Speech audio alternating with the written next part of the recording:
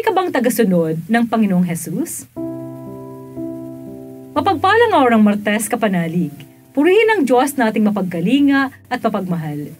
Pasalamatan natin siya sa mga biyaya at pagkapalang inilaan niya sa atin para sa araw na ito.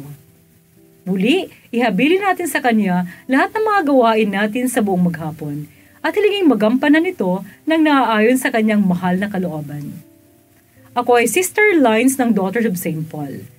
Marinig natin ang pahayag ng Panginoong Hesus ng sinumang sumusunod sa kalooban ng Diyos ay kanyang ina at kapatid na lalaki at babae sa ating mabuting balita ngayon.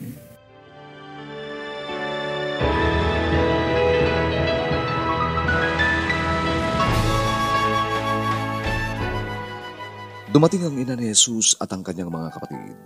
Nakatayo sila sa labas at ipinatawag siya.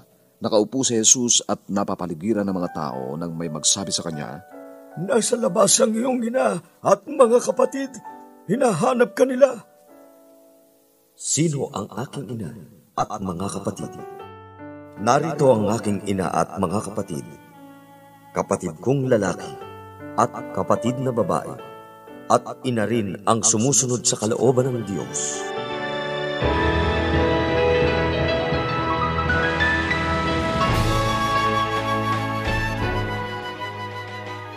Sa tuwing ipinapakilala natin ang ating sarili, mahilig tayong magpakilala bilang kamag-anak ni ganito, kakilala ni ganun, kasamahan sa trabaho, kababata, kababayan, kapitbahay, at marami pang iba.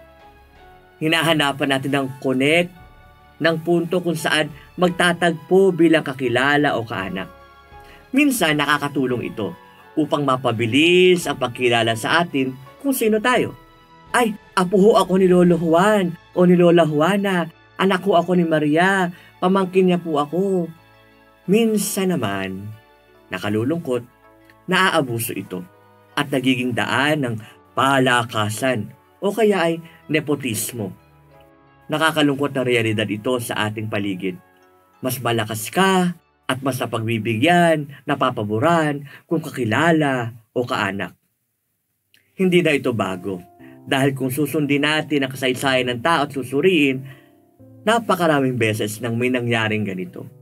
Mayaman man o mahirap, sa pamahalaan man o maging sa simbahan. Napagbibigyan kasi kakilala.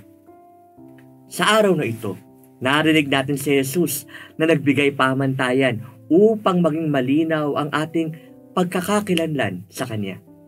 Na tayo ay tunay niyang mga kapatid, maging kanyang ina. Ano ang pamantayang ito? Ito ang pakikinig at pagtupad sa salita ng Diyos. Hindi niya isinasantabi ang kanyang tunay na pamilya na pinuntahan siya. Bagkus, binibigyan niyang patotoo na ang kanyang pamilya, si Maria, mga alagad, lahat ng tagasunod niya ay mga tapat sa pakikinig at pagsasabuhay sa salita ng Diyos. Binubuksan niya ang pintuan ng kanyang tahanan sa lahat ng mga nakikinig at tinatanggap ang salita ng Diyos. Ito ang paanyaya sa atin sa araw na ito. Kung nais nating maging tunay na mga kapatid, kapamilya, kasama ni Jesus, pakinggan natin ang kanyang mga salita.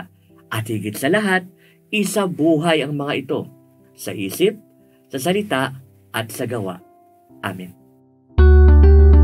Mga kapanalig, support Pauline's online ministry. Subscribe, like, and follow us on Facebook, YouTube, Instagram, Twitter, TikTok, Spotify, Google, and Apple Podcast. Maraming salamat po.